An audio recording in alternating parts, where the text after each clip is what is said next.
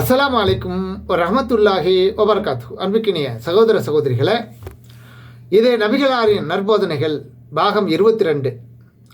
அருள் வாயில்கள் திறக்கப்படுகின்றன என்று அல்லாஹ்வின் தூதர் ஸல்லல்லாஹு அலைஹி வஸல்லம் அவர்கள் கூறுகிறார்கள்.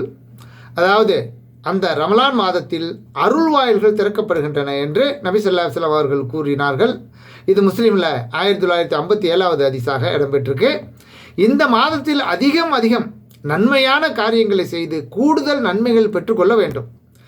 இறைவனுக்கு செய்யும் கடமைகளில் தொழுகை முதலிடத்தை பெறுகிறது.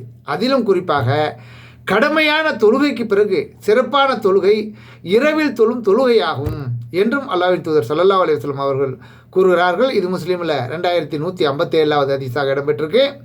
எனவே ரமலான் மாதத்தில் இரவு நேர தொழுகைக்கு அதிக முக்கியத்துவம் அளித்து அதில் உள்ள நன்மைகளை பெற்றுக்கொள்ள வேண்டும்.